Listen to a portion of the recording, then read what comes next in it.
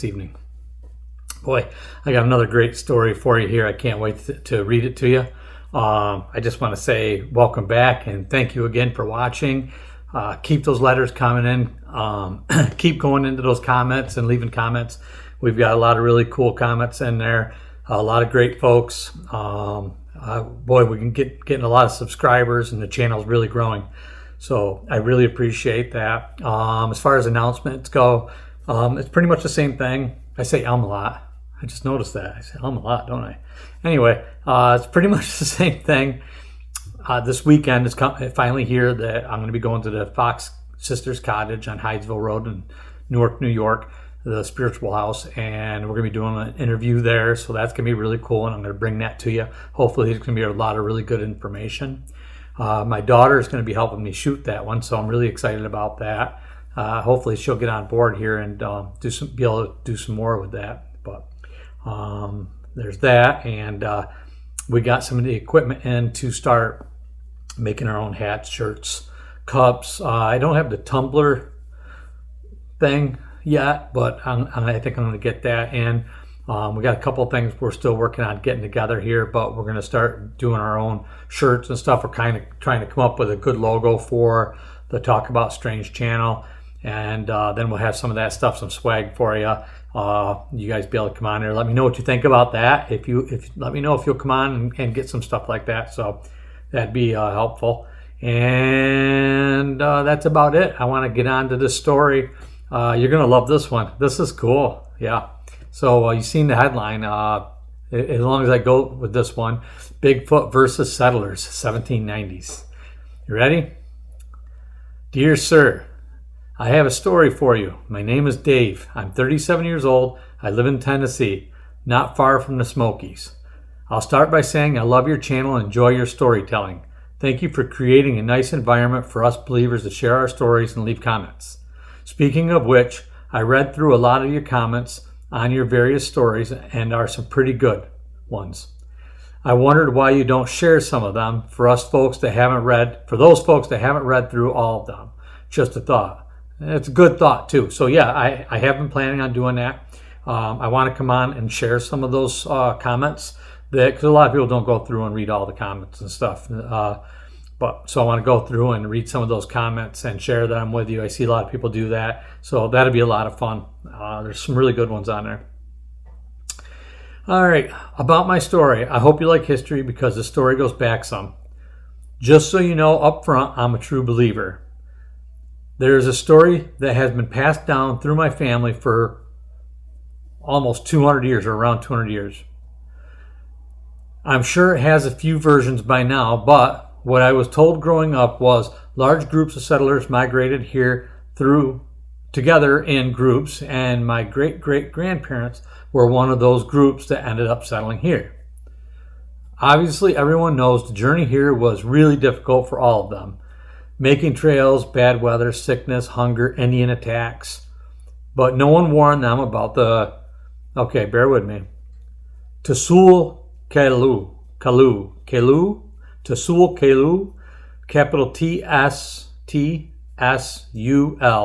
apostrophe, capital Kalu, the Cherokee Devil, or AKA Jadakula, if I'm saying that right, Jadakula, Judaculla, meaning slant-eyed giant, AKA Bigfoot. So, that lived in the mountains until word started passing down from the group to group about livestock animals disappearing during the night and sometimes barrages of rocks and sticks being thrown at them from the forest. Everyone thought it was the Indians just trying to intimidate them, and most of the time it probably was. Other times the Indians would attack the small groups, sometimes leaving behind the dead and taking the rest. The further they got into the mountain area, the worse it got. For several nights, my family's group started getting ambushed from the woods with rocks and sticks. Then in the morning, find chicken cages ripped apart and the chickens gone. Sometimes pigs, cows, even dogs got taken. They tried to ignore it and keep moving, hopefully to get out of that unfriendly area. But one night, a couple of the guys on seen one of them sneaking into the camp and tried to shoot it. They thought that did the trick because the next couple of nights were quiet. Then on the third day after they broke camp and was on the move, they had to follow the trail through a heavily wooded area with hills on both sides. It was the middle of the day. My great-great-grandfather said he could see the two wagons with those guys who took the shot at whatever they saw down in the valley ahead of them. All of a sudden, the woods came alive, trees shaking, sticks and rocks flying out at everyone from every direction. They had to take cover under the wagons, but before they did, he seen something he couldn't believe with his own eyes. He described them as upright walking buffalo people. I've never heard that name. Makes sense though, because they are so big and hairy, coming down both sides of the hill where those guys and their families were. He figured they were all about to be killed, so he climbed down underneath the wagon with his family and gun in hand. A short while later, as fast as it started, it all stopped. Everyone slowly climbed out to assess the damage and see if anyone was hurt. For the most part, some people got bruised up and lost most of their food and livestock. I'm crawling across the table here. But the two wagons ahead were completely annihilated. Smashed into pieces, the two men included. Their women were drugged from the wagon and beaten, but not killed. Their kids were gone. I guess they formed a group and tried to find the kids, but couldn't even find a trail. They gathered what they could and made their way out of the forest. When they came out on the other side, they seen a group of Cherokee Indians off in the distance watching them for a while, but eventually rode off. Eventually they found out that they weren't the only group this happened to and what those things were, according to the local tribes. They also found the Indians had trouble with them also over hunting the area and sometimes attacking them and taking their animals. With all this said, you would think my family would have kept going, but no. They settled here. Sounds like something my family would do. So you might think they would stay out of the woods, right? Nope. I come from a long line of hunters, all of which, at one time or another, through the decades, have had some sort of run-in with these things, but never violent. We've had our share of rocks thrown at us and hear them whooping back and forth. I seen my first one last year out bow hunting.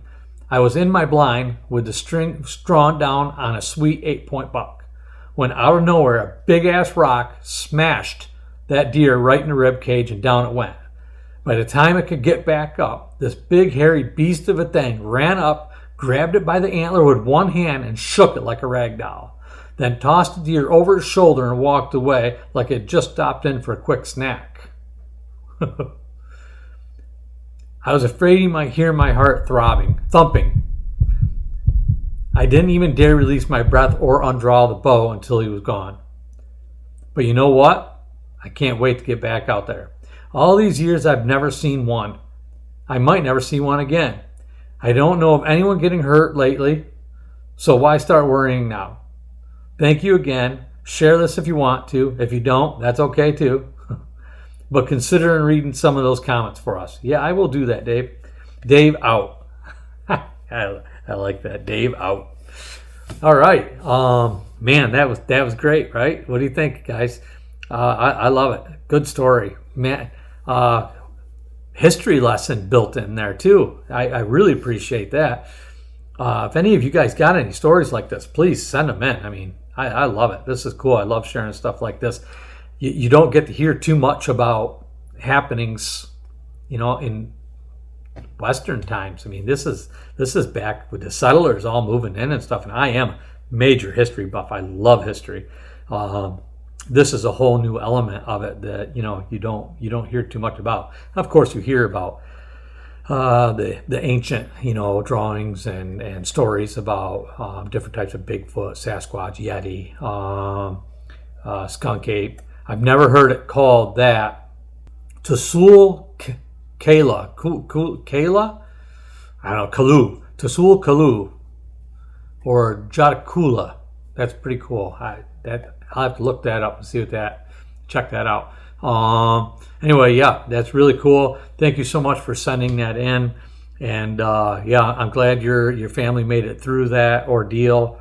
That could have been pretty bad. So that's pretty wild to think that clan or group is still there to this day. So that, I mean, throughout the generations, and you hear a lot of sightings in the Smoky Mountains and thereabouts, all around in that mountain and woods area and stuff.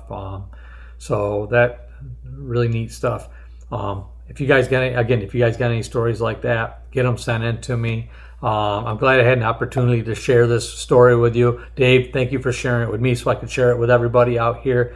Leave your comments, and I guess that's going to do it for now. I'm going to try to get something here, something more coming up soon. So look for that. All right. Till then, you guys have a great evening. I appreciate you. Talk to you soon.